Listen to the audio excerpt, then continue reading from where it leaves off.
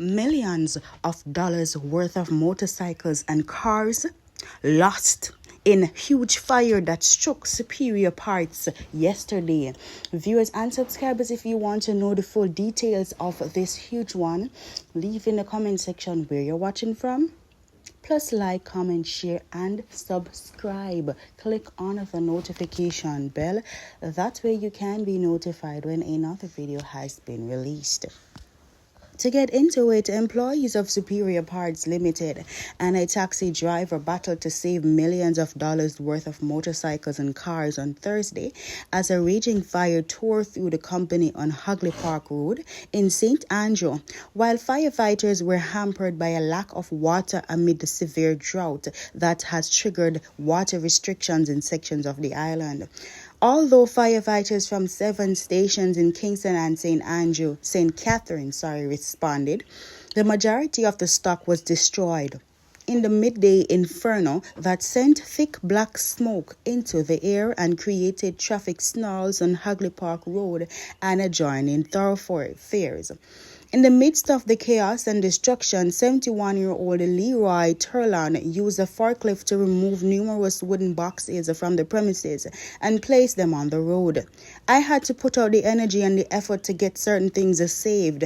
I have been here for 20 years and I helped to build the company to where it is now, with labor and loyalty.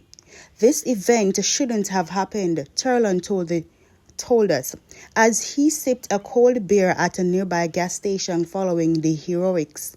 He said he was cooling off after his exposure to the intense heat. This hurts me.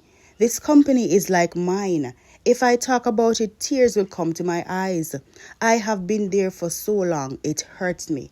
I don't have liquid cash in the business, but I have years of service, he added as he received congratulatory messages from friends for his bravery.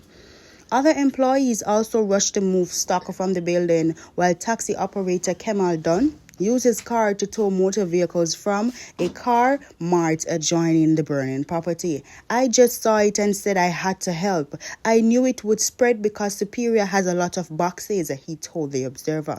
I was just driving past. My uncle owns a car dealership up the road. This car dealership just started. For a trying man, I decided to assist him as best as I could, Dunn explained. Only one car got damaged out of the more than 30 that were there. I helped them rescue a good 20 of them. I used my car to pull out some. We used a wire of jumpstart others because they were parked for a good while and they had no power to start. I am glad I helped them to minimize the loss.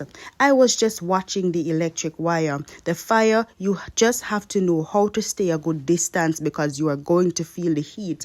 The wires were sparking and gashing. I love to help a person and he can pass it on to a next person. I am not going to take my phone and video when I can help, he added, taking an apparent jab at the many onlookers who stood recording the fire with cell phones. Dunn said he banged on the windows of neighboring houses to ensure that no humans were inside.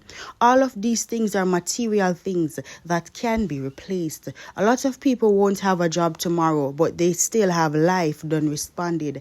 As the fire raged, the people in a number of adjoining residential and commercial premises moved out as many supplies and furniture before the flames spread. One Superior Parts employee who wished to remain anonymous speculated that welding sparked the blaze.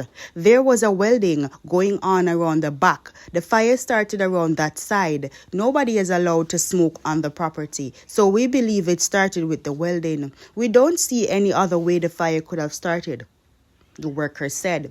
Amid the devastation wrought by the fire, police were kept on their toes by onlookers who wanted to get close-up shots to post on social media. Cops were heard repeatedly telling them to remove from the area for their safety. Other onlookers heard venting that the motorbikes were being destroyed and the police did not allow them to go in and grab one for themselves. Throughout the ordeal, power lines caught fire, sending sparks flying and forcing people to take cover. At the same time, numerous loud explosions were heard coming from the premises. 3 firefighters were reportedly injured during their attempt to put the blaze out.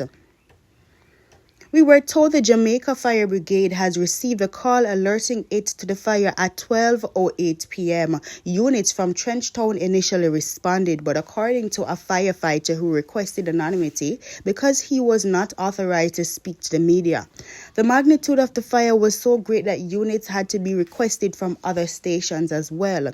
There were units from York Park, Halfway Tree, Rollington Town, Port Royal, Stony Hill, Portmore, and Spanish Town, the firefighter said, while pointing to the difficulty they experienced accessing water at the scene. The water challenges were expected because of the drought conditions. A lot of hydrants have no water or low water pressure, and it was a massive fire, he added. Up to 6 p.m., the fire had not been fully extinguished. Viewers and subscribers, that is what took place, and up to this morning, that is the new updates we have on the fire at Superior Auto Parts. I want you to leave in the comment section what you think, if you were there, what you saw, where you are watching from, and I am hoping to see you in the next video.